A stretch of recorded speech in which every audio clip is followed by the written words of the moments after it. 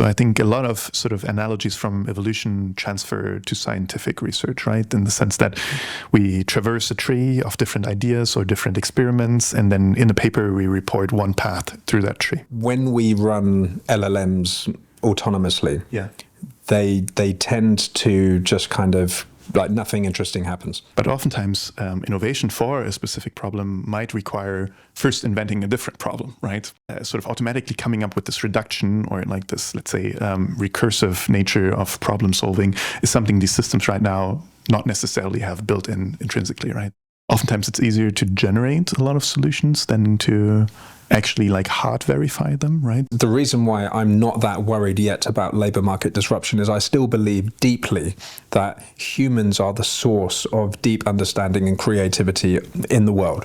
If I didn't believe that, I would be very worried. So I think it's going to be an amplifier of sort of these latent dimensions humans are great at, right? And I think one of the Rubicon moments is when the new Transformers architecture or something massive is discovered by AI and we're all using it. NVIDIA GTC starts Monday in San Jose, and it's free to attend virtually online. There's already been a leak this week of something called NemoClaw, which is an open source agent platform. And if it's real, it could be one of the bigger announcements this year. So it's definitely worth watching Jensen's keynote for that alone. I'm giving away a DGX Spark. NVIDIA just hiked the price $700.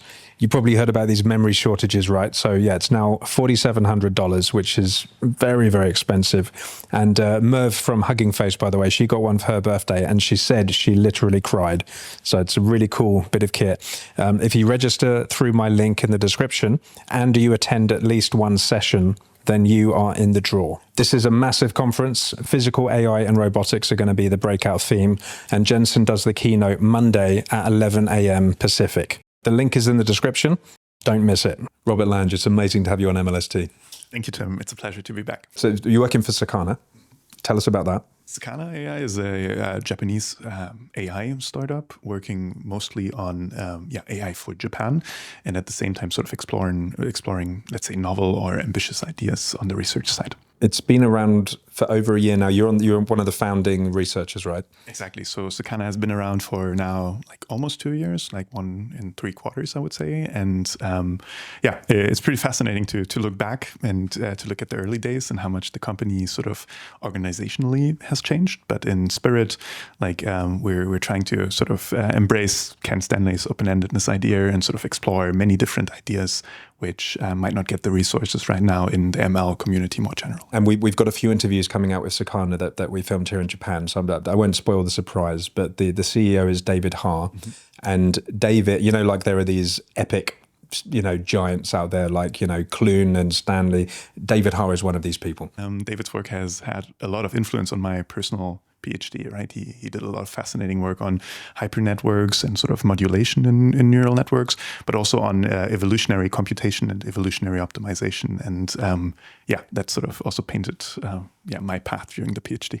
You've released a paper called Shinka Evolve, and we were just saying that kind of means evolve, because in Japanese, Shinka is evolve, but that's quite common. It's a common thing to do, to have these like multilingual, double namings in Japanese. Just before we get there, so we interviewed the AlphaEvolve team, and I also interviewed Jeremy Berman a few weeks ago. Yeah. And your paper is very much like a more sophisticated version of those, in the sense that it's using language models to generate programs, and it's doing an evolutionary approach where we generate the program, we refine the generated program, and we have an evaluator, and we do this over several steps. Mm-hmm. And your approach does many things that the other ones don't do. Tell me about the paper. First off, of course, this was partially inspired by AlphaEvolve. I think it's great work. I know Alex and Mate, and I think they're doing incredible science. One thing that sort of is important about sort of using all of these evolutionary LLM-driven methods is sample efficiency, right? So many of these systems sample, like, let's say, 1,000 programs for a given task. And what we tried to do with Shinka Evolve was try to essentially cut down costs as well as sort of computation evaluation time by introducing a set of sort of technical innovations to this evolutionary search. And we showed that it's possible with very few program evaluations to basically improve upon, like, for example, the circle packing canonical result that they showed in their paper. And more generally speaking, I think we're right now at a point, or like at an inflection point, where these sort of, let's say, evolutionary driven LLM systems can really revolutionize scientific discovery. And we hope to have made a step forward to making this more democratically accessible, right? So the code is open source available, and by its sample efficient nature, we hope that many people can interact with the system and can make their own scientific discoveries as well. Yeah, that's actually a really important point, because I suppose we can use these foundation models. And first of all, isn't it just fascinating to reflect that we have these amazing models out there that we can access, so like GPT-5 and Grok 4, and they are so much better when you get them to refine their solution in several steps.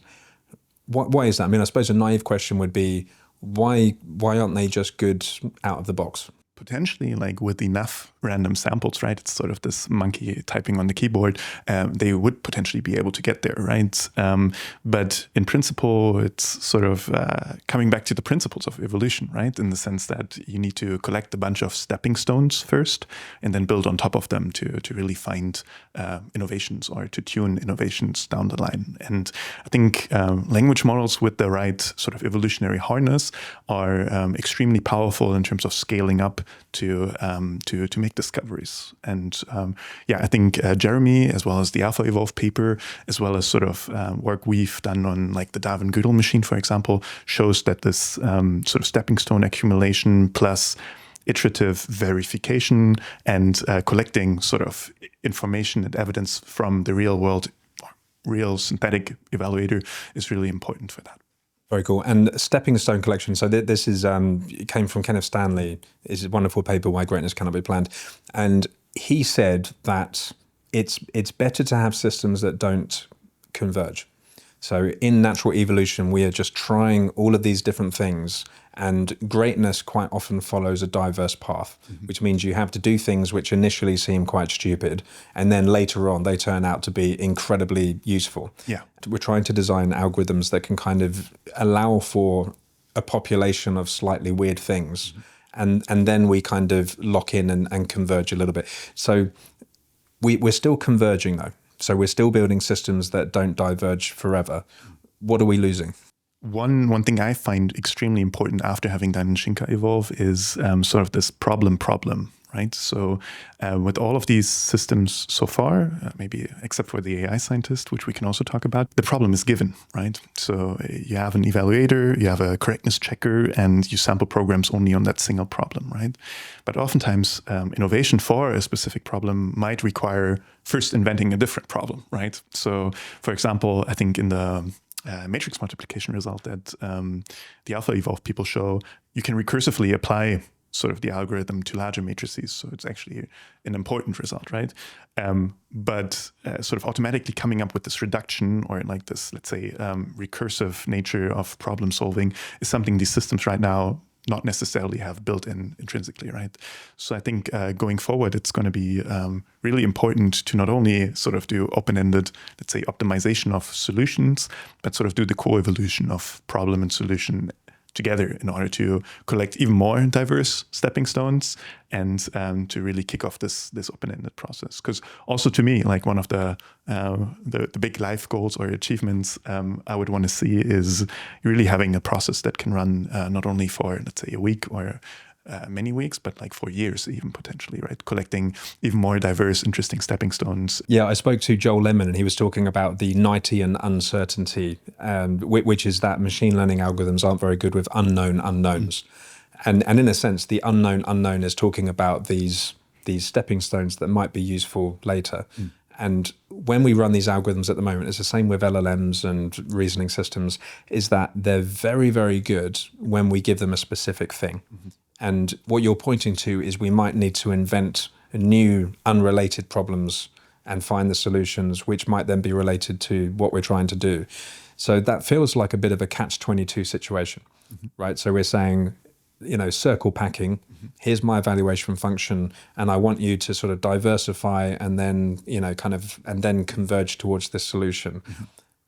I had the same thought with Genie, by the way, that it gives you exactly what you ask for. So you put a prompt in, and like a Swiss lake with with boats on the water and mountains on the side. And I was thinking, where are the birds? Oh, I forgot to put birds in the prompt. Right. So how can we meaningfully build systems that actually kind of bring in other unknown things that might be useful? I think one inspiration or thing I would personally want to sort of research are systems like outlined in PowerPlay or Poet by Schmidhuber and by Jeff Clune and others, right? So where there is essentially like a set of tasks and a solution generator, and both of them sort of co-evolve in this almost like auto-curriculum play-like style, right? And I think sort of in Poet, the natural first application was sort of reinforcement learning, but I think this can now be broadened up to science more generally, right? At least when there's a simulator available for running these evaluations. And by doing such a co-evolution, you always try to max out the capabilities of the generator while sort of increasing this convex hull or potentially even more diverse problems while doing so. I know that there's always the leading thought that even with Poet, which was this thing where you had like you had like a load of environments and agents, and the environments were complexified. So the agents would have a kind of effective curriculum to learn things in increasing complexity. But even then, isn't there a kind of design bias in the system where there's some code somewhere which complexifies the environment step by step? And wouldn't that also just be designed by the humans? So it would also just give you exactly what you ask for? Ultimately, this comes down to like the hypothesis that language models can potentially do extrapolation or interpolation, right? In the sense that even though these things might be in the end designed by humans, there are many unknown unknowns, right? That we humans didn't think of while designing them, right? So potentially it is possible for an LLM to find a novel discovery simply by us not having thought about it before, right? When we run LLMs autonomously, they tend to just kind of like nothing interesting happens. So depending on the prompt you give them, they'll kind of go a few steps in that direction, and then no new interesting novelty emerges. And I think even if you wire them agentially with environmental feedback, they still seem quite parasitic on their starting conditions. With an LLM, could we build a system which actually adapted to novelty, that could actually discover new things? I think it really kind of also depends on what do you give the LLM as a starting point, right? So for example, in Shinka Evolve, we from time on time saw that if you give an initial solution program, which is already pretty optimized on the problem at hand, you still kind of get stuck in local optima, right? Where not a lot of novelty is introduced, right? While if you start off from like an impoverished solution, there's much more room for diversity. And I think this is sort of coming back to sort of what I did before in my research, namely meta learning. It's sort of this classical trade-off where you can either start out from something very, let's say, unconstrained, from like a very simple solution and give much more room for the optimization. But this might actually require open-endedness and a long time to find a good solution. Or you start out from something that is already very constrained by inductive biases, let's say, and then you might be much more efficient in terms of convergence, let's say, but you don't have this sort of open-ended, big novelty sort of benefit from it. Yes, and I suppose where we want to get to is building systems which are not designed by humans. So, for example, if I'm leveraging my deep understanding, LLMs are really good if you understand something deeply. And similarly, we could kick off a Shinka Evolve, and we could put a starting solution in there which leverages my understanding. We want to have AI systems that anyone could use. So just a non-expert could say, I want to solve this problem, and it will solve the problem. We should talk about the evolutionary approach, right? So to maintain diversity, you had a population of programs, and they were separated into islands. Tell me about that. The way how Shinka Evolve, similar to AlphaEvolve, works is you keep an archive, like a database of programs, and then you sample parent programs with a set of sort of inspiration programs. And then you ask an LLM to basically make an improvement to that program, right? So to provide code edits or rewrite an entire program, or to potentially even cross over different programs. And then you basically, you query the LLM, you get a program out, and you evaluate it on the problem at hand, right? So for example, increasing the sum of the radii of a bunch of circle in a square. You run this basically each time, collecting evidence from the evaluator, adding it to the database, and then sort of repeating this process. And you don't do this sort of sequentially, but you do this in parallel for many different programs. And each time sort of a program is added, you essentially try to diffuse the knowledge that was collected by that program across the entire sort of database, right? So one way to think about this is you have a tree where each node in the tree represents a program, and then you sort of branch off of it based on the parent nodes, right?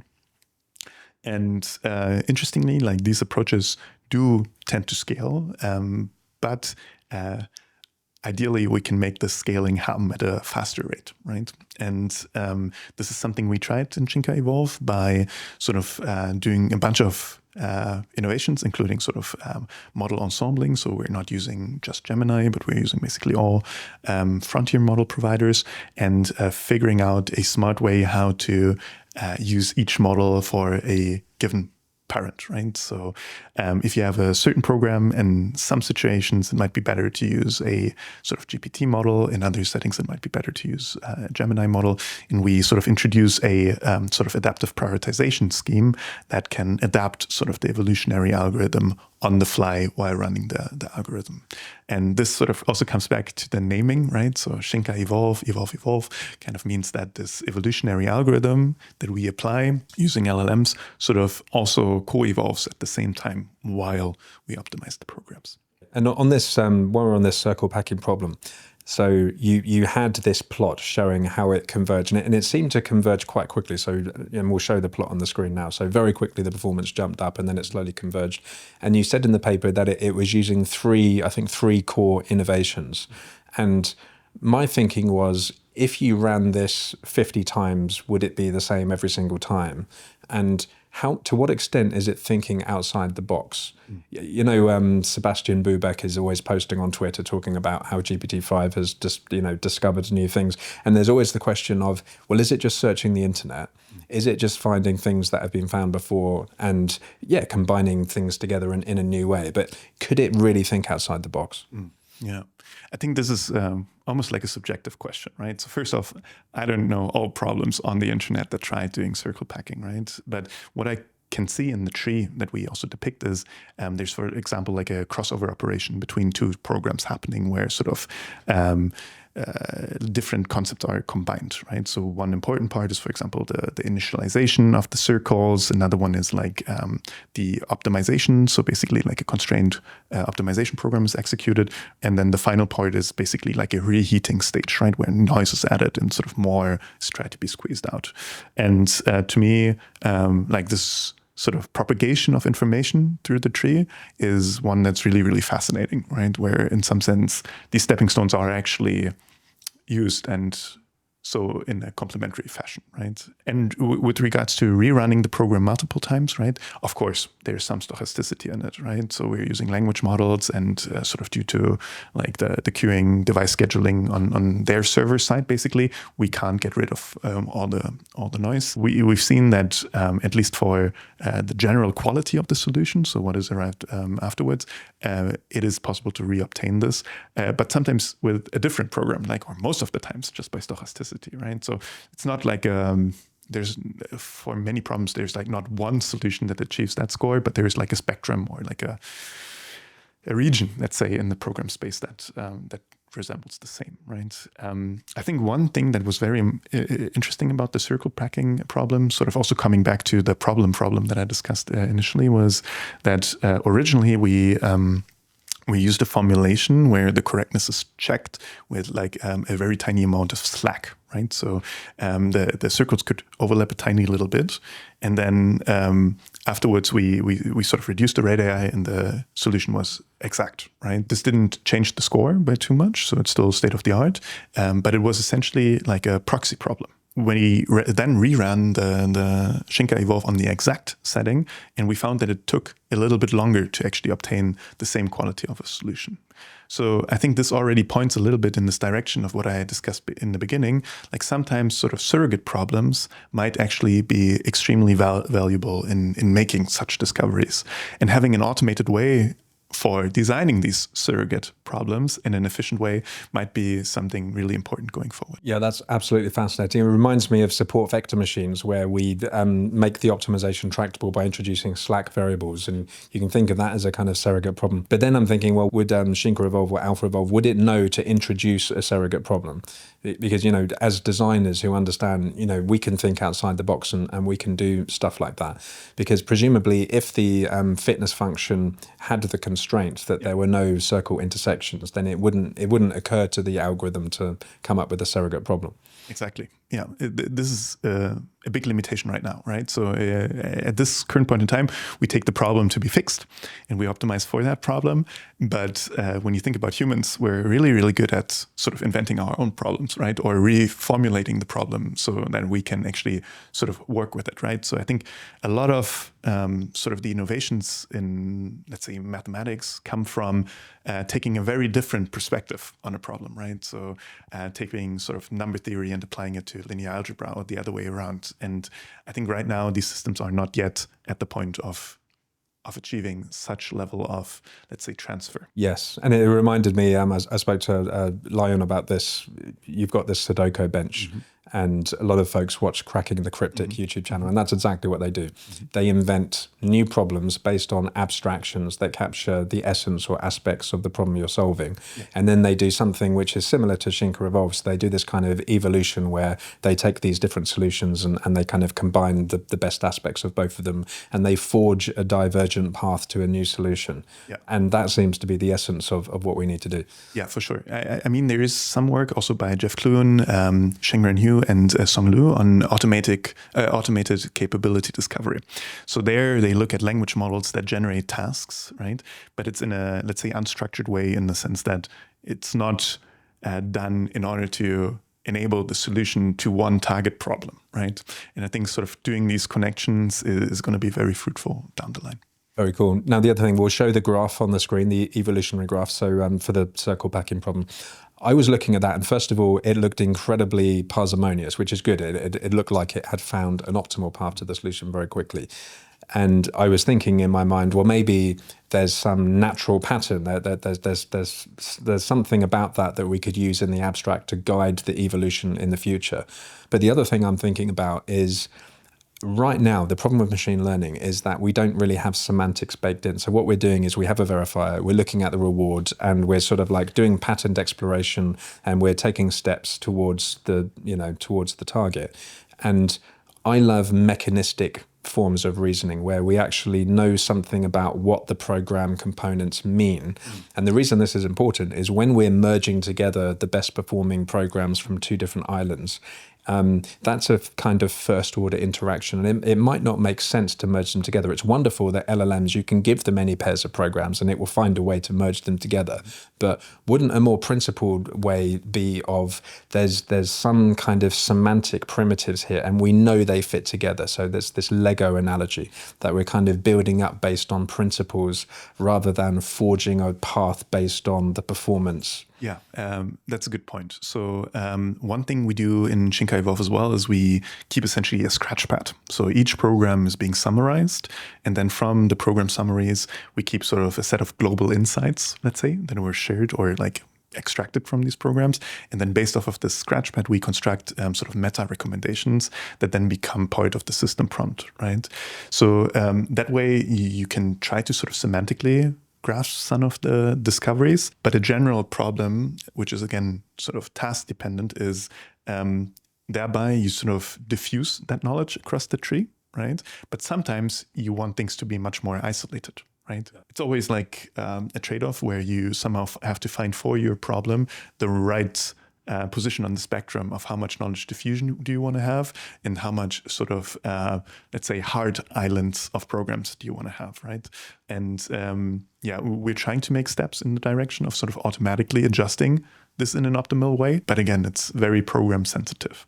And then sort of, I think another point where you're already sort of going into is sort of Jeremy's solution to ARC-AGI, right? And sort of doing solution evolution in the instruction space, right? Instead of the program space. I do think that this is something important, and we're, like I said, with like the construction of this meta scratchpad, trying to do sort of both at the same time. Again, it's problem dependent. Like I played around a little bit with ARC-AGI 1 and ARC-AGI 2. And I think on ARC-AGI 1, actually the transform sort of program direction is actually quite effective, right? It's like Jeremy said, it's deterministic, and it's easier to sort of get clear signal to improve on during your evolution process. While on others, like ARC-AGI 2, like this whole sort of semantic evolution seems to be more efficient. So I think ideally we can get a system that can automatically, in some sense, decide whether or not it wants to take like a programmatic approach in settings where it's actually feasible and easier to bootstrap off, or it takes the semantic approach of evolving instructions or like LLM-driven input-output mappings. Yeah, it's so interesting because, like a symbolic AI person would say, oh, I don't like connectionism because it doesn't understand, the only semantics in connectionism is this notion of similarity. It doesn't really understand things. So they would say, well, just start with an entity relationship graph and then just kind of build up using, composition and first principles. That doesn't work, right? So we're using neural networks because they're incredibly flexible and they understand a lot of things about the world, but they don't have the kind of constraints that we want. So what we do is we use these tricks. So Jeremy evolved program descriptions. On your program selection, you had a semantic novelty detection, using like a embedding-based similarity. Yeah, so you had like a kind of self-similarity matrix, and based on the cosines, and indeed you've got this meta scratchpad. So what we're seeing is this fascinating spectrum of possibilities, where still using neural networks, you can imbue semantics in using all of these different tricks, but they all come with trade-offs. Yeah. For sure. Like, I think it's kind of interesting. We've had a long period of computer science where algorithms were sort of designed by humans, right? Then we had sort of this Andrew Carpathy software 2.0 paradigm where like we trained neural networks that then performed a certain function. And now we're sort of at this point where we're using LLMs to design algorithms or solutions more generally, right? And I think actually, like, even though like large frontier language models are extreme, like let's say black boxes, or it's very hard to get a full mechanistic understanding of them, the outputs can be, right? The programs, the instructions, and so on, right? So I think it opens up a very sort of new paradigm of doing research, or basically doing anything, right? If you think about it. But I think we're just sort of at the starting point of figuring out the right user interface for that. So the other innovation in the paper was using UCB, which is upper confidence bound.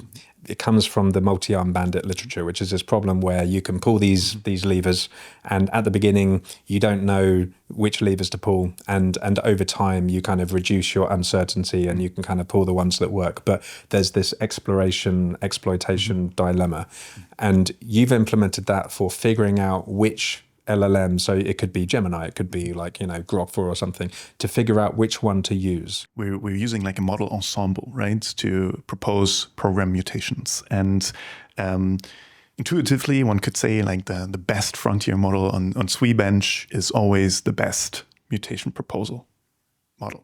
But that's actually in practice not always the case, right? And in general, it's extremely hard in this evolutionary setting to assign clear credit to a single model, right? So you have, for example, like one improvement is implemented by GPT-5, and then the next one is implemented by Sonnet 4.5. And it's unclear, basically, if the performance gain you get from the second mutation actually originated from GPT-5, sort of collecting the first stepping stone, or from Sonnet 4.5. So instead of sort of uniformly sampling models, what we do is we implement this bandit-based approach, where each model is basically one arm of a bandit.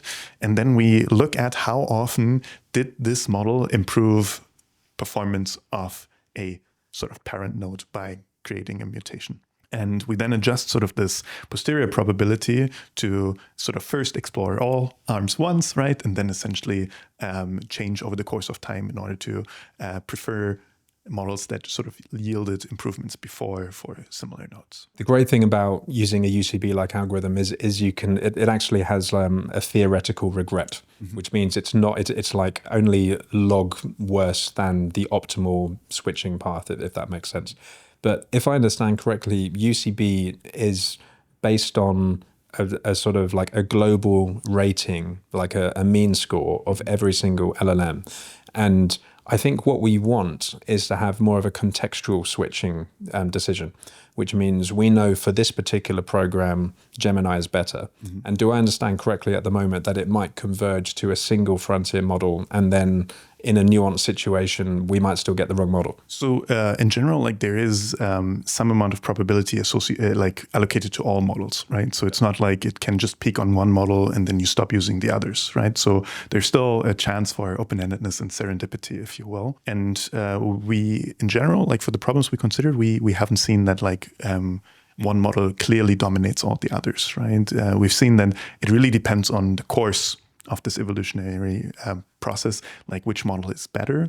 And UCB, or like the bandit approach that we take, dynamically adjust this in an efficient way. And would it be possible in the future to use an LLM to make this judgment? Potentially. In some sense, in that case, again, you think of the LLM as a surrogate model, right? In some sense, you can think of like a Gaussian process as a surrogate regression model. And there has been some work sort of showing that language models can act as surrogate models. And the real question to me is like, how do you represent the information to the LLM, right? In the sense that if you use like the raw programs and their fitness evaluations, you quickly run out of context, right? So you need some amount of compression in order to present the information in the right way to the LLM in order to do this prioritization of the models. I hadn't appreciated how long the context is. I mean, I was thinking, could we use like an 8 billion llama model and we're doing active fine-tuning? So we're saying, I just ran it on, I just ran this program on Grok, and it got this score. Yeah. And then over time that, this thing for the given run of this evolution, it will kind of know that Grok is good at these problems. Yeah, potentially. I'm not sure like how efficient this fine-tuning is if we're only evaluating like 150 programs. But in principle, one could imagine. I think it's on the engineering side, not necessarily like the prettiest to do. Yeah, it could in fact happen. But I think like for all of these things, we started out sort of with the, let's say, most intuitive algorithmic component that we had, and UCB was one that really did the job here. And much credit to Eduardo Cetin, who introduced this to Shinka. So let's talk about the diffs and the mutations. So we generate programs, and I think you folks were inspired a bit by AlphaEvolve. So they actually had this gating where you kind of gate part of the code which is mutable. Tell me about all of that. A program is just, let's say, a long string, right? And in order to make sure that certain parts which are sort of essential to the evaluation, for example, into the imports and so on, were not sort of deleted by the LLM mutations, there are so-called markers, which basically state which parts of the code are mutable and evolvable. And it's easy to like programmatically sort of make them actually mutable when you get a diff proposal, and these will not be changed. So only the rest of the code snippet will be changed. We sort of implement a type of rejection sampling with reflection approach where if an LLM by chance, for example, tries to mutate this part, it's going to be rejected and you resample a new proposal. And thereby you can somewhat mitigate certain security or safety problems and get a robust sort of mutation. One of the sort of, I think the bigger questions is how can you turn this from a single file mutation setup to a multi-file mutation setup? So working on entire code bases. In principle, you can represent many code bases in a single file, right? But the hierarchical structure might be actually useful. And there are some ideas from, let's say, Aider, this coding tool, where you construct like a repository map and sort of have some level of abstraction, but they also come again with positive and negative trade-offs, basically. I love Aider, by the way. It feels that in the future, the code generation systems will actually resemble Shinka Evolve. And if you think about it, it'll be using some kind of Git repo Maybe Cursor already does this, because in Cursor you can restore previous checkpoints, but it can be exploring different branches and merging checkpoints together. And, obviously you just say in natural language what you want to do. But we didn't talk about mutation, by the way. So we just spoke about diffs, and there's also an option to do a full file rewrite. Exactly. But there's also this notion of crossover. So how does that work? A small innovation on top of AlphaEvolve, where I believe they only use sort of this diff-based mutations, is that here we wanted to have more flexibility to entirely rewrite the program, right? To come up with a completely different stepping stone, if you will. So again, there you can make parts of the code mutable, but instead of proposing, let's say, a patch to change certain parts of it, we essentially rewrite the entire program. And this sometimes is helpful, right? It's not always like a clear benefit, but it allows you to essentially get more diversity into the search, right? So this is one type of mutation next to sort of this diff patch-based approach. And the other one is a crossover mutation, where we sample basically not only a single parent program, but sort of two different ones. And we ask the system to sort of make a complementary improvement. And again, on some problems, this is really helpful, and on others, it's not. But in generally, we found that sort of having a diversity in terms of operators is also helpful in discovering new things. And I wanted to sort of follow up on the point you made before about this sort of being a new paradigm. I think so too. I'm really convinced. I think right now we're sort of at the beginning, where we still think a lot about sort of this chat assistant interface as the way how we interact with LLMs, but it's most of the times inherently single-threaded, right? So we're sitting in front of the computer, we're interacting with the chat, we're seeing sort of changes as they occur in the editor, we accept them and so on. But I think this is sort of also just a stepping stone towards sort of a more, let's say, distributed way about thinking about research, optimization, and so on. So I like to sort of think of vibe coding, vibe chatting, and on the other hand, we have sort of vibe optimization and vibe researching, where sort of my ideal future scenario is one in which you as a researcher sort of during the day co-work with like a system like Shinka, or the AI scientist, you sort of steer the ship like a shepherd in some sense, and then during the night you press play and you go to bed, and in the background you have multiple experiments running and automatically new ones being proposed by LLMs, evidence being accumulated, and then in the morning you come back and sort of you have an multi-threaded sort of system running in parallel, and you're more like the shepherd of this ship than the person actually executing experiments and analyzing. Oh yeah, you're still analyzing, but you're not executing. This is happening sort of by the system itself. Yes, and increasingly this might be semi-supervised or even proactive. I mean, there's that new product from OpenAI where it knows what you're interested in, and while you sleep, it's going off and, fight your pulse, that's right. And, we're in the situation now where we're reasonably technical people. So, MATLAB and Mathematica, they're supremely powerful, but you need to know how to express problems precisely. Whereas I can imagine a future where we express problems just in natural language, or maybe just based on our interactions with language models, the platform knows what we're interested in, and it can just go and find things on our behalf, because this is about democratizing this technology to people who perhaps don't know exactly what they're looking for. I think one of the bigger problems there is sort of this verification aspect to it, right? In the sense that oftentimes it's easier to generate a lot of solutions than to actually like hard verify them, right? Language models are capable of doing sort of soft verification, looking at code and sort of latently running like a stack trace of execution, right? But it's not exact, right? And I think sort of these notions of reward hacking and sort of not doing real discoveries, but sort of shortcutting them is one where we need to put more time and effort into to figure out how to make sure that this actually moves in the right direction, right? And I would hope that language models at some point can do this efficiently themselves, right? So either implementing in code or latently doing it.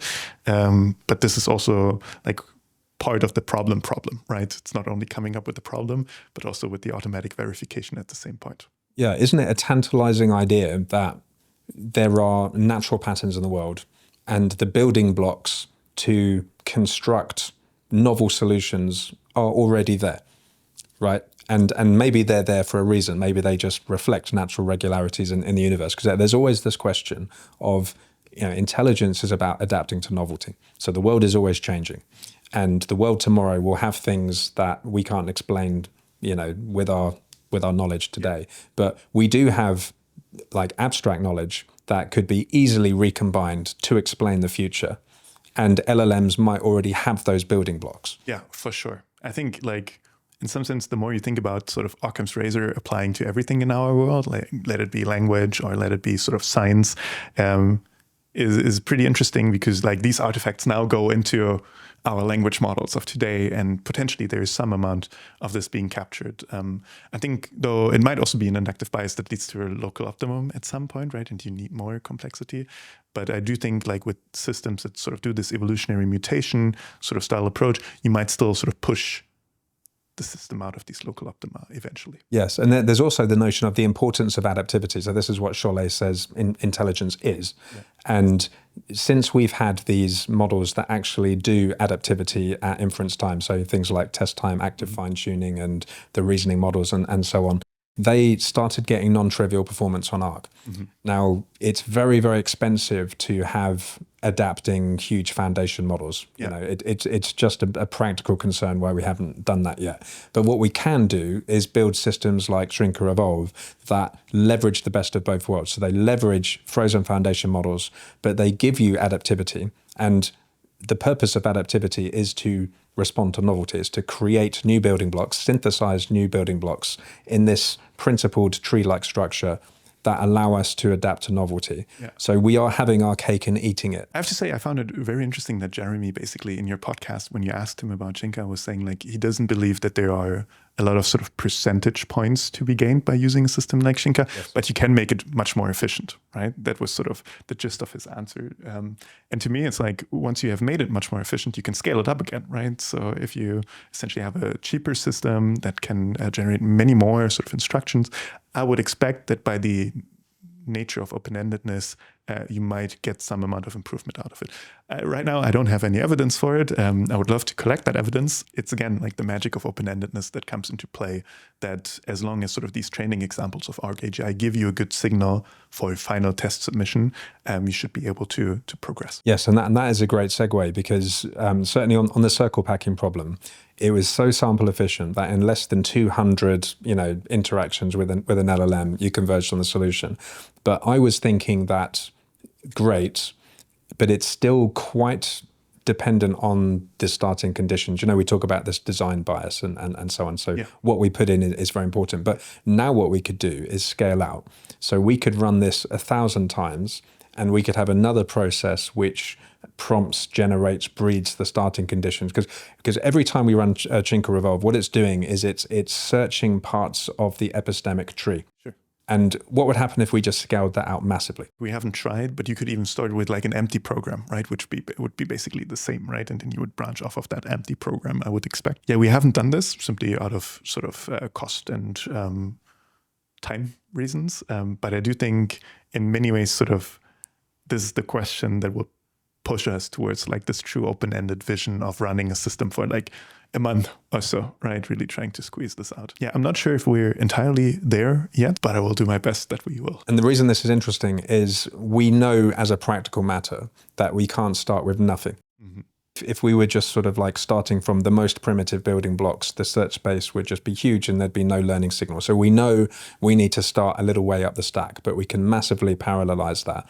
So that, let's say we have 1,000 different instantiations of Shinka Evolve. It doesn't have to be embarrassingly parallel. We could still have some sharing. So during their execution, we could still have a little bit of like crossover, and maybe then we could run all the Shinka Evolve instantiations in a similar kind of meta evolution loop. And my suspicion is, contra Jeremy, I agree with you. We know there are diverse stepping stones out there that could dramatically improve many of these solutions. We simply haven't scaled it up yet. Yeah, I also believe that using a system like Shinka Evolve could be able to sort of automatically detect whether or not like an instruction-based optimization approach for a given problem or a transform-based approach is actually the right thing to do. And sometimes potentially it's like even the mixture, right? There's some things you can probably easier even articulate in Python than you can articulate in sort of language, right? So I would be really interested in sort of exploring that. Yeah, I mean, you said earlier about Jeff's Clune. What was Jeff Clune's paper? The thing that generates Automated capability discovery. I did speak to him about this at Nuance, but something like that could be fascinating as well. You know, where we're also generating the problems and solutions and then kind of moving them back in. But I think the way this will land commercially is there'll be a new type of GPT where everyone is solving different types of problems, and the system, it'll be like a kind of Shinka Evolve, but a massively distributed version where mathematicians are using the platform over here to solve this problem, and it will see commonalities and it will kind of like link them together, because you need to leverage like human creativity in this process as well, I think. Like a big challenge going forward is going to be like, how do we change our incentive system for this to actually scale, right? I think, like, for example, some amount of economy will be needed, or some amount of mechanism design in order to make sure that everyone is still happy to engage in it, right? So maybe we're going to have many more leaderboards for whatever is numerically sort of scoreable, and I think this will be really, really interesting to see how sort of compute, these automated agents, human shepherding and steering will ultimately sort of change and revolutionize science and, I guess, society more generally. And Rob, looking at the future, we've got a load of people in San Francisco that want to scale language models, and they are adding in implicit forms of adaptivity and composition, so that they're building controllers and they're doing reinforcement learning with verifiable feedback and so on. I think that you subscribe to the slightly different idea that we need to be far more open-ended and we need to be using evolutionary algorithms and so on. But do you think that they are on a path to nowhere? Do you think they might change tack? I mean, where is this going? So I actually think that these things can be complementary, right? In the sense, like, let's say you fine-tune a model to be like a circle packing expert, right? So I do believe that mixing in sort of different sort of RL fine-tuned models into sort of the ensemble of models and then having a good way to adaptively select which model to use is not a bad idea, right? So to me, I just very fully subscribe to this philosophy of open-endedness, and reading Ken's and Joel's book was really like a fundamental moment in my life, and I want to see how far we can push this. And I think we're not yet at sort of convergence where either the capabilities of the models has converged, or the way how we scaffold around them, or the way how we humans interface with them. So to me, they're really like these 3 points, like model capability, model scaffolding, and sort of the user interface. And I think we have a lot still to push on all 3 angles. Beautiful. The only thing we didn't talk about was, we spoke about the circle packing problem, but you also applied it to a few other things. Can you tell us about that? So one thing we did was we sort of used a framework called ADAS, Automatic Design of Agentic System, where basically instead of manually writing an agent scaffold, you use an LLM to write agent scaffolds for a specific task, right? So what we did is we looked at mathematics tasks, so Amy, and we used Shinka to evolve basically an agent, right? So using an agent to evolve an agent. And we found that there we could dramatically improve sort of the performance of very cheap models like GPT 4.1 Nano. But the agent scaffold was also able to either like generalize to other language models or to different years of Amy, right? That was one application. One important other application that we did was to ALE Bench. ALE Bench is basically work done by other folks at Sakana, including Yuki, who's also part of the paper, which is considering heuristic sort of programming contests, sort of previously done and executed by AdCoder, which is like this famous Japanese competitive programming organization. And we sort of showed that Shinka can also work very well as a co-scientist. So basically, we took initial solutions obtained by an ALE agent that was previously designed, and then we optimized on top of these initial solutions with Shinka and showed that on one of these sort of programming tasks, if the combination of this agent and Shinka would have competed in the challenge, it would have ranked second place, basically. So I think there's some evidence that Shinka can work as a co-scientist, and not only for LLM agents, but potentially even for humans, like we discussed before. And then finally, the final application that we looked at was designing sort of mixture of expert load balancing loss functions. So at Sakana, we've done some previous work called Disco Pop. I think we discussed this during the last podcast we did, where we are using LLMs to design objective functions. And back then we did it for preference optimization and post-training. And here we did it for load balancing of mixtures of experts. Also there, we found that within, I think like even only 20 sort of generations, we were able to sort of explore, let's say, not only a single objective function, but sort of, let's say, a convex hull where there are different trade-offs between sort of performance and load balancing and so on. So I think this is another application of Shinka where it's not only basically about sort of finding the best solution, but essentially illuminating a program space where there are always potential trade-offs between, like, let's say, for example, runtime and the quality of the circle packing, right? And having a system that can explore all of these is important as well. I'm very excited to see you apply this to the ARC challenge. Like, what are your thoughts about that? I still need to collect results. So I don't want to make any claims or hard claims before having done this.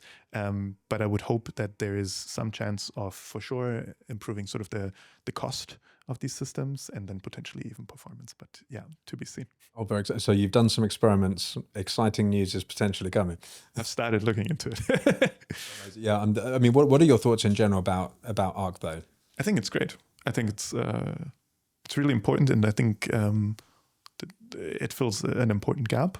And I do really deeply respect Francois and sort of read the paper when it first came out, and no one thought of actually being able to get numbers above 10%, right? And it's also pretty fascinating on a society level how far we've come since then.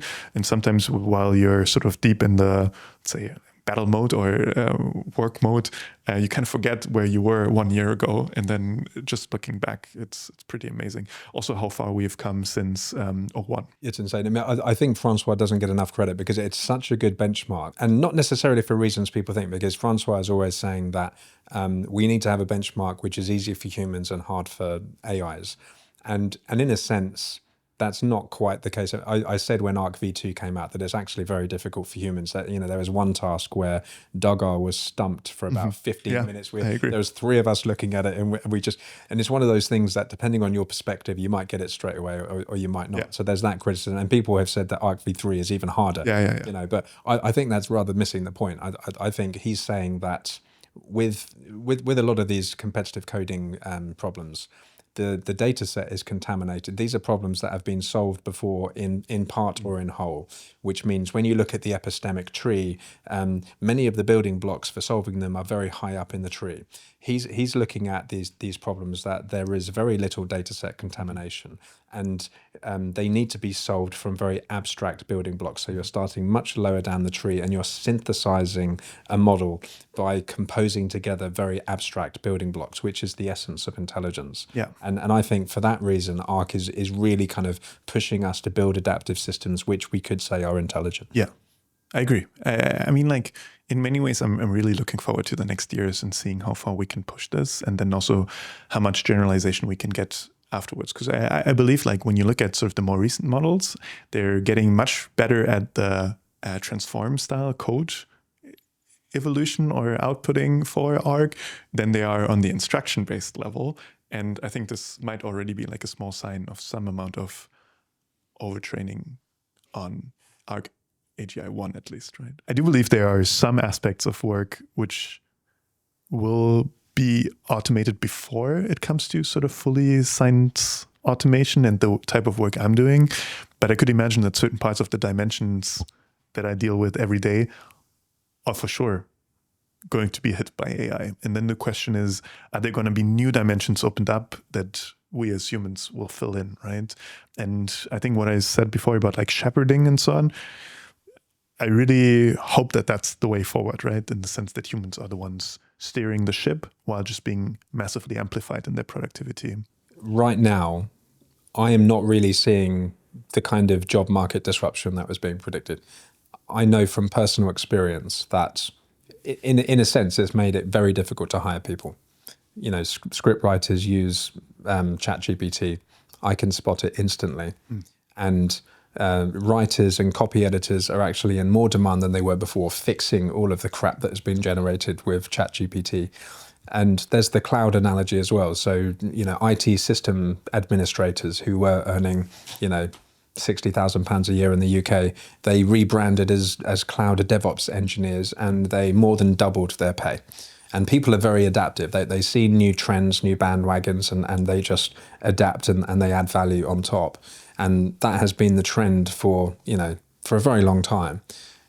Do you think that AI is going to be so transformative that it will transcend people's ability to adapt? I think it's just a question of speed, right? So I was talking about sort of cultural evolution and technological evolution, and it seems like we humans, we need more adaptation and more time to get used to the technology, to carve out these niches where we can fill in and it's complementary, right? So first off, I think we're still not at the ceiling of the sort of technological progression, right? So maybe in a couple of years, we will need less of sort of slop editing, like you said. But I do think we need some more time to adapt to the different modalities of interacting with these systems, right? I think everyone can sort of interact with a chat assistant. But I think this is the most sort of naive form of interacting with AI agents, for example, right? So yeah, I think we need to get the pacing of all of this right, and we need to do much more exploration in human-machine interfaces, UI, UX design, and how to make sure that humans sort of feel fulfilled during this experience. This is particularly relevant because you were behind the AI scientist paper, and there's now version 2 of that. Allow me to be a tiny bit skeptical. We were talking about when we evolve systems to do a particular thing, and at the moment it feels like, as good as they are still quite parasitic on the instructions and intentions of the human supervisor. So it's very much an exchange between the humans and the system, because the implication is that in the future we might have systems that are so autonomous and so open-endedness and can figure out valuable things to research that humans wouldn't be needed anymore. And the reason why I'm not that worried yet about labour market disruption is I still believe deeply that humans are the source of deep understanding and creativity in the world. If I didn't believe that, I would be very worried. I agree. To me, like the AI scientists, like V1 and now V2, are sort of glimpses into a potential transformation. But I fully agree, in order to make really big scientific breakthroughs, like multiple of them, like every day or whatever, you still need humans in the loop to sort of either seed or guide the direction in which to explore, or to verify, check, and actually transfer these insights, right? So I think it's not going to be like all ML PhDs will be unemployed. It's more going to be a sort of co-evolution of humans with this technology, and potentially, like in an ideal future for me, like it will allow humans to focus on what they're really, really great at, right? So I think it's going to be an amplifier of sort of these latent dimensions humans are great at, right? I think something that's critical is that we as humans try to interact with these systems as early as possible in order to actually like have influence and ownership over like this development process, right? It's ultimately collective intelligence that will shape all of these systems together. And do you think these systems can become incredibly sophisticated such that they are, somewhat detached from humans? Well, I mean, with the AI Scientist V2, we sort of released that one paper that we submitted to an iClear workshop was able to sort of pass the acceptance threshold before meta review. So I do think, at least for sort of workshop level contributions, we're getting there. While not every submission in an AI scientist paper is reaching that threshold, we're at the point where we can even talk about sort of noisy review processes, and this actually being something that, as long as you have a large budget, you might get something out of it. I think going forward for the bigger innovations and so on, for now, you still need humans, but we're sort of at the GPT-1 moment of making this sort of a reality and potentially in 10 years, this is going to look very, very different once the sort of also the infrastructure for it has been built up, right? So there are places like periodic labs, right, which sort of now are building like real physical labs with robotic systems to automatically sort of execute experiments. This will take some time, but it is sort of imaginable for sure that as we sort of do RL on these types of systems, and we actually also account for negative results and for actual like hypothesis testing, so getting these systems to be a real good hypothesis testers with verifiers in the loop, that we might be able to unlock many more capabilities. Yeah, I mean, I suppose I don't want to sound like a Luddite. So it's entirely possible that this is just, you know, I don't have the imagination to think about the future. So it is possible that in the future that these systems might understand very deeply and be creative. You know, I think right now the problem is they only understand things a few levels down in the epistemic tree. So they can do some surface level recombination and they can discover new things in the basin of things that they've already discovered. But we understand things very deep down in the epistemic tree, which means our cone of creative potential is much wider. It's possible that that gap might be closed.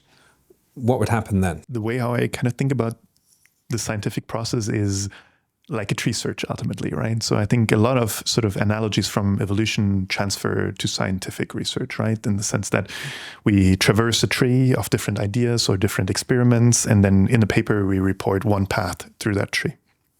And I think what I kind of alluded to before, we need much more like full tree data sets for training these LLM systems to actually learn how to do this exploration and this foraging, basically. At the same time, I feel like evolution will also take place on a cultural level, like for us, right? We will get better at sort of steering the ship. And I can imagine that in a future world, sort of the way how we do research will be completely different. And I'm pretty sure that right now already 99% of machine learning research is done with sort of AI assistance, right? Think about ChatGPT brainstorming, cursor coding, Claude code, etc. In the long run, we're going to move on that spectrum from sort of with AI closer to by AI, and then sort of more high level sort of orchestration and overseeing by humans. There's also the notion of how intrinsically coupled to humans is the value function. So one school of thought is that AI will develop a mind of its own and it will, basically transcend humanity and it will just have agency which is not parasitic on ours. I personally don't subscribe to that view, but the other view is that it is like, let's say the AI scientist, like version 10, it's going to be continually epistemic foraging. It's going to be finding new things that are useful. And they kind of have to be useful to us. Because if it finds things that are not useful to us, then we just won't use them. And then nothing will happen. So do you think there'll always be a kind of coupled value function to humans?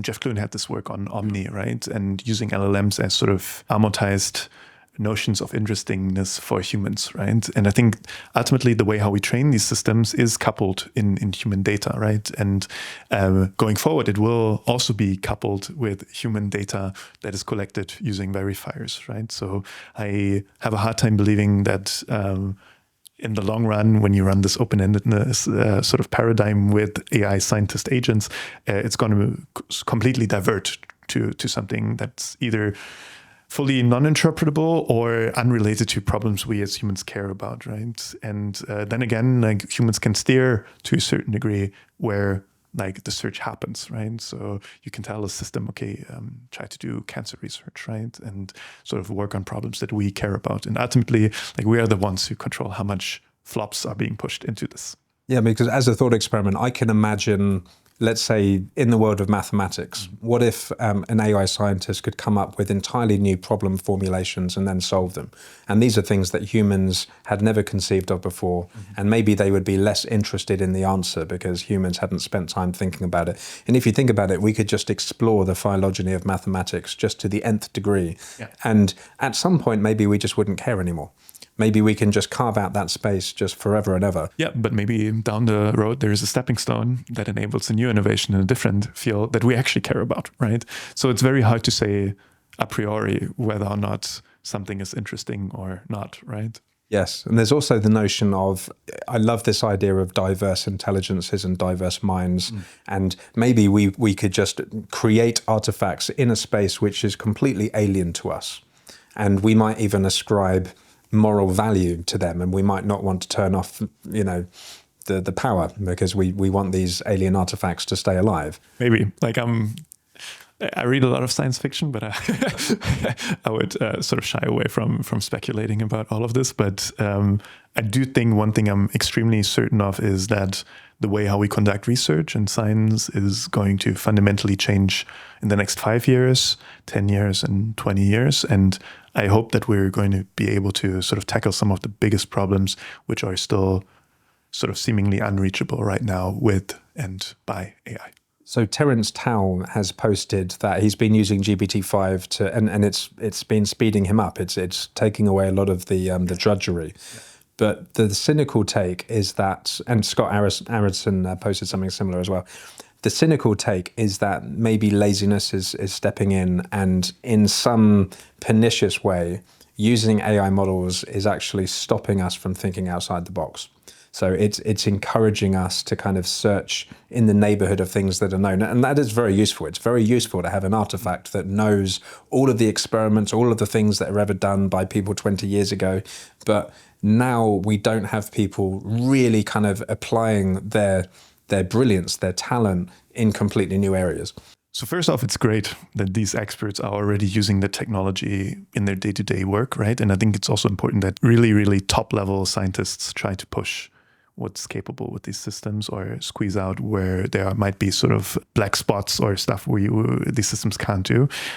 Second off, I think it comes down sort of to discipline and how we raise sort of the next generation, right? So discipline on a personal level, like how much do you just sort of accept everything that's being proposed by these systems, and responsibility in terms of educating the next generation, in the sense that we need to sort of teach our kids that ultimately what comes out of these systems might not always be true, that facts can be sort of subjective, if you will, and that there needs to be more research about what's being given to you. And I think this will be, like I said, this cultural evolution that we have to step through and try to make the best out of. Yeah, the autopilot thing is very interesting because there is a tendency using cursor just to, at some point the models are getting so quickly that you can't even read the tokens coming at you, and then you just press accept and you press accept. It's the same thing in cars, that as soon as you have too strong of an autopilot, you just completely switch off.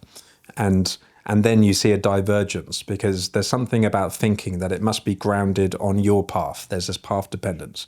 And when you start kind of becoming parasitized by this other train of thought, then you stop thinking about your path, and then you're not in the driver's seat anymore. This is now like a bit of a harsh statement, but sometimes I wonder if these systems, like these coding assistants, are almost like drugs, right? In the sense that you become addicted, you use up all your sort of budget, and then you need to load up again. And once you fully reach sort of the budget limit, you feel like, okay, what am I going to do now? And I think once that happens to you, you should really sort of rethink the way how you work, right? And to me, right now, there's certain parts where like sort of auto-accepting is acceptable, and there are certain parts where it's definitely not, and you really need to go deep into it. And I think right now we're sort of in this weird non-equilibrium state where things are moving constantly, right? So the systems or the models are changing, the features are changing, the sort of parts where the systems are good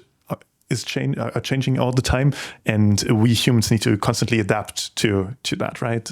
And I think it's a big cognitive challenge, and I think we just all need to be aware that there are certain problems and certain challenges that we have to adapt to.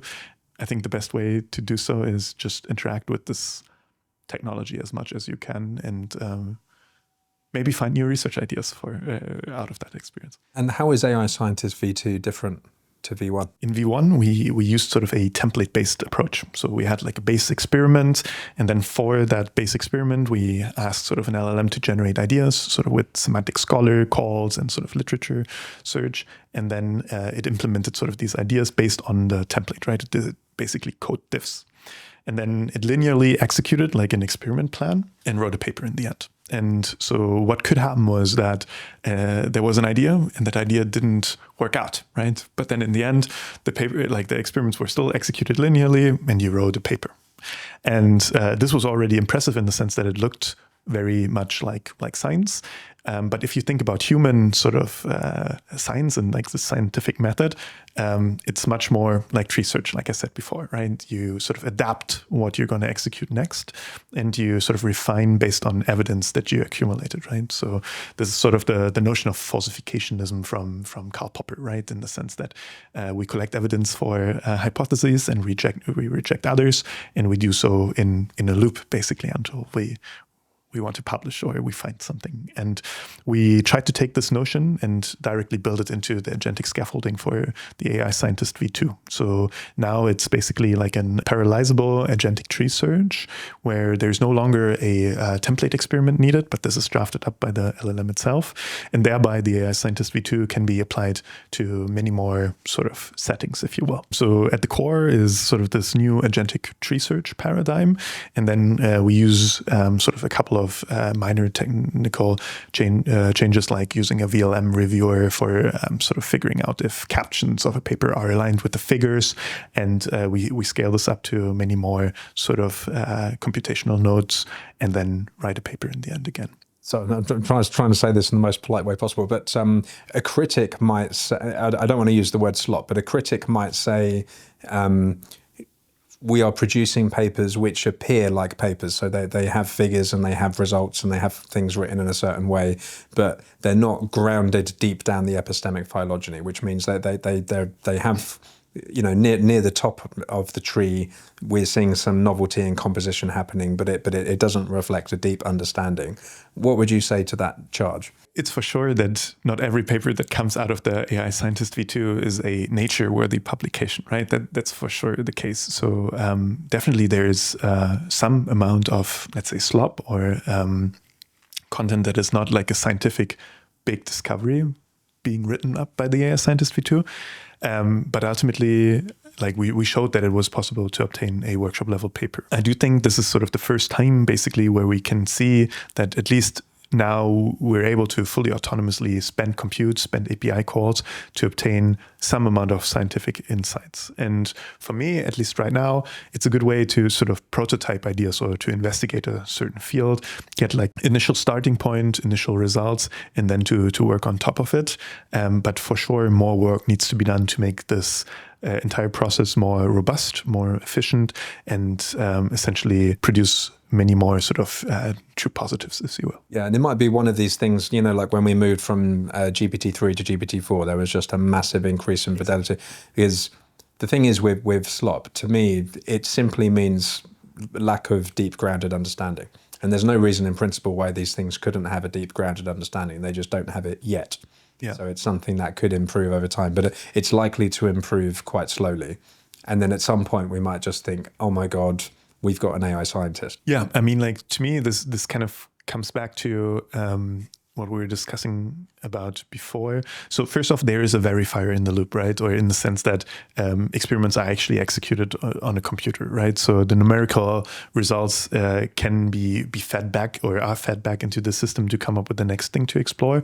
But like we haven't made like a let's say discovery like residual connections or something that have diffused into everything in machine learning. And I think what we really need is to make these systems be much better at sort of integrating knowledge over multiple experiments and sort of become better at sort of formulating the next hypothesis based on previous insights.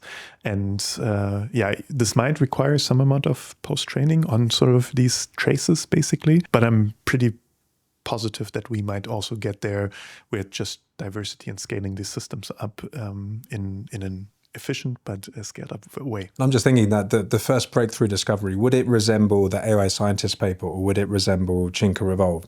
So for example, we could do like a massively scaled up Shinka Evolve, and we could say, I want to discover a new architectural design. Yeah. And would that happen, and then we would get the AI scientist paper to kind of write it up and do ablations and stuff? Maybe that would be the pattern of it. To a certain degree, I've been thinking a lot about how you can potentially even combine these two paradigms, right? The AI scientist and Shinka or AlphaEvolve style optimization algorithms. And I do think there's some amount of work to be done on sort of this auto-verification sort of aspect to it, on the sort of problem formulation aspect to it. The paper writing part is actually the least important about the AI scientist, right? It's a form factor that we humans are sort of used to, and it helps anchor our mental model of like a scientific discovery. But ultimately, I'm not sure if the paper is going to be the knowledge transmission medium in, let's say, 20 years, right?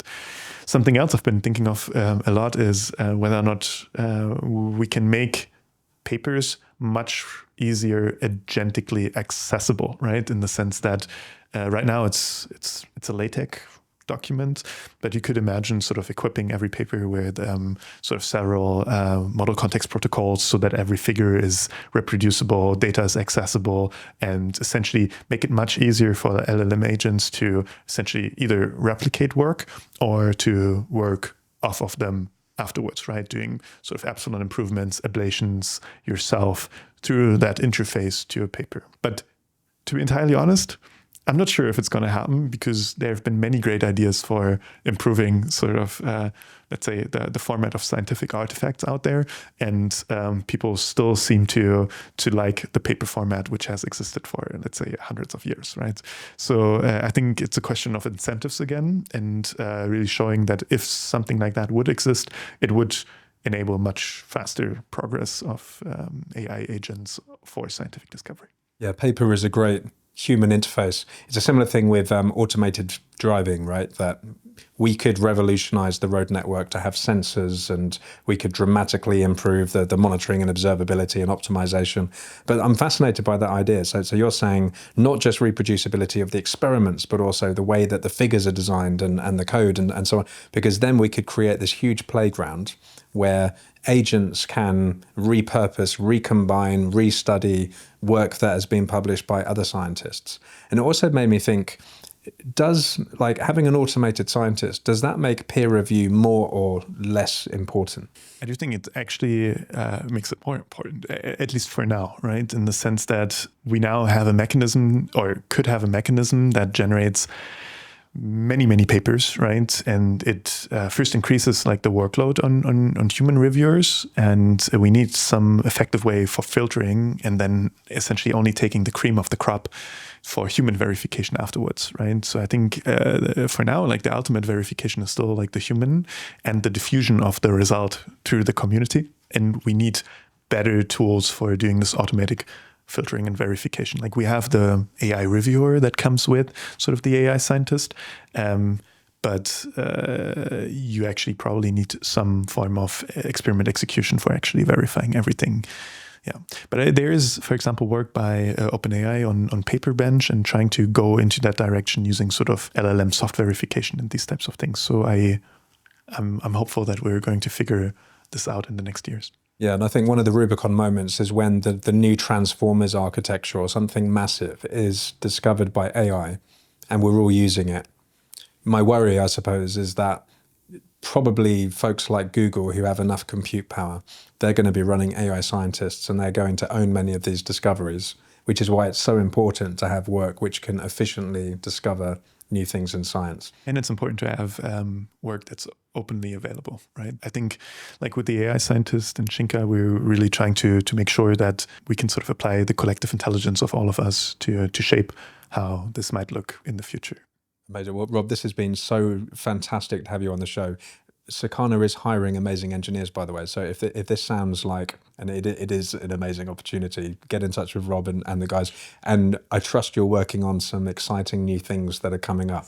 Yes, and I hope to be able to talk to you in the future again about some of this. Absolutely. Rob, thank you so much for coming. Thank you so much, Tim.